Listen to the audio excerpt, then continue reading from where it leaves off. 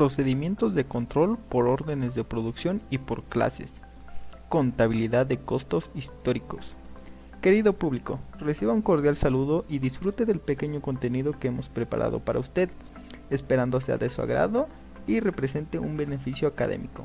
Presentan Barrios Felipe y Jimena, Blas Benito Jared Jair, Eleuterio Huitrón Iván, Flores Colorado Giovanna, Morales Flores Jennifer, Ramírez García Luis David, Rojas Hernández Clara Maritza. Centro Universitario Guaymas Tlacomulco a través de la Universidad Autónoma del Estado de México. El procedimiento por órdenes de producción se puede definir como el conjunto de métodos empleados en el control de las operaciones productivas, aplicable generalmente a industrias que fabrican sus productos por medio de ensamble, por lotes y demás características.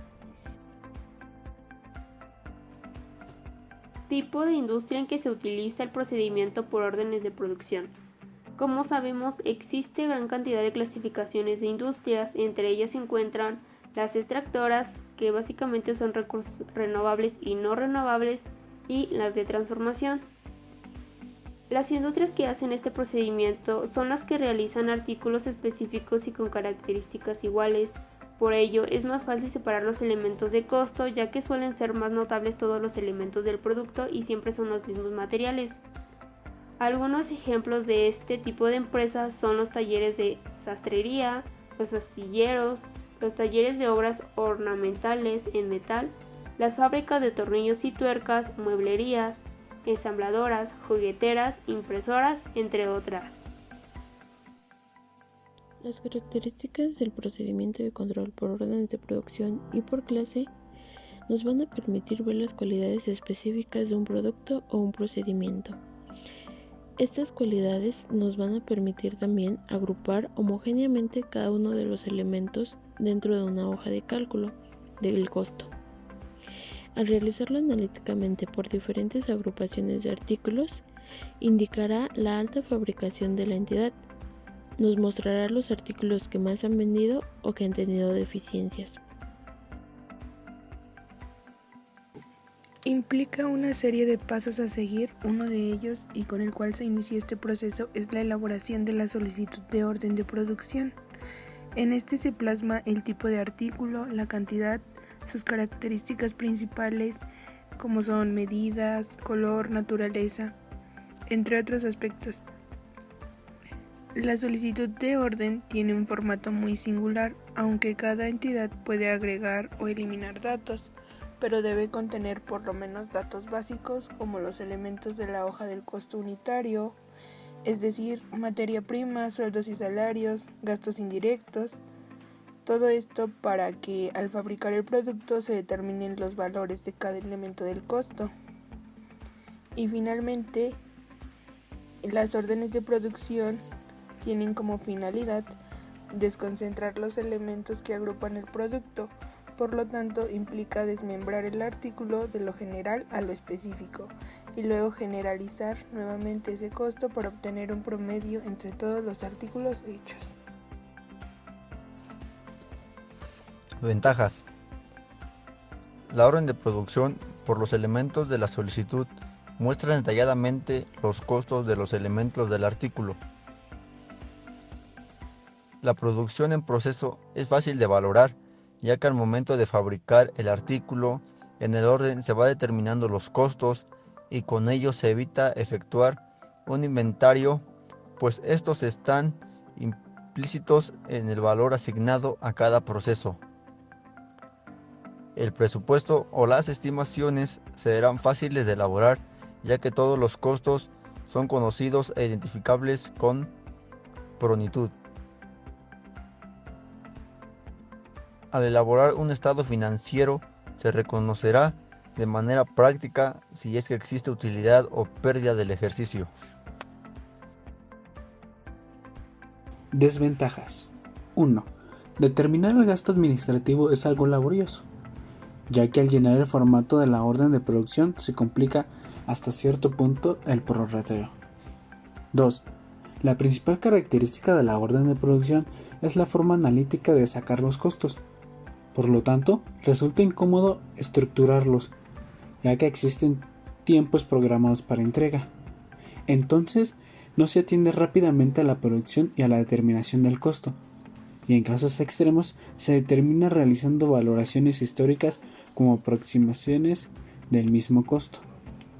Por último, otra desventaja es que, de acuerdo a la necesidad del cliente, ocasionalmente se piden entregas parciales, y esto provoca inestabilidad en el cálculo de los costos, ya que si no existe un control estricto en el cálculo se perderá su seguimiento, y el resultado arrojará costos diferentes o con errores. En esta parte hablaremos sobre la mecánica contable, pues se realiza según la necesidad de la empresa. Es importante conocer aspectos generales para globalizar este procedimiento. Como primera instancia tenemos las cuentas de costos y como segunda instancia la concentración de los elementos del costo. En la primera, que es cuentas de costos, esta afecta a las siguientes cuentas, como son producción en proceso, almacén de materia prima, sueldos y salarios, almacén de artículos terminados e inventario de producción en proceso. La primera, que es producción en proceso, se enfoca tanto en el material directo como labor directa y gastos indirectos de fabricación. Estas cuentas son generales, por lo que es necesario anexar cuentas de orden o auxiliares para un mejor control y así lograr analizar los saldos y movimientos de estas cuentas. En segunda instancia teníamos la concentración de los elementos del costo. Esta tiene por objeto conocer el costo total de producción y la parte del mismo a cada orden de producción, para al final obtener el costo unitario de cada una de ellas. El control interno es un ejemplo claro de esta concentración de elementos, pues de esta manera se espera que por medio de vales, solicitudes o requerimientos existan controles de entrada y salida del almacén, ya que este departamento depende del equilibrio de la empresa en cuanto a la producción, debido a que los artículos son diferentes y su fabricación también es diferente. Esta concentración se divide en dos partes. 1. Concentración de labor utilizada. Puede ser un formato especial o tarjetas de entradas y salidas, en donde se contabilicen y se concentren las horas laboradas de los trabajadores, tanto de producción como de administración, y se desglosan como labor directa o como gastos indirectos respectivamente, con la finalidad de otorgar un valor específico a este elemento del costo. 2. Concentración de los gastos indirectos de fabricación. Por naturaleza de la cuenta de los gastos indirectos se deben estipular varios puntos de diversas circunstancias que pueden ser que la fábrica se considere como una sola unidad productiva o esté dividida en varios departamentos, que los gastos indirectos se registren en forma histórica o predeterminada. En el primer caso habrá una exclusiva concentración, en tanto que si la fábrica está dividida departamentalmente, tendrá una por cada departamento y serán los prorrateos necesarios. En el segundo caso, el registro es histórico. La concentración se obtendrá al final del periodo, en tanto que, si el registro es predeterminado, la aplicación a las órdenes será por medio de un coeficiente regulador.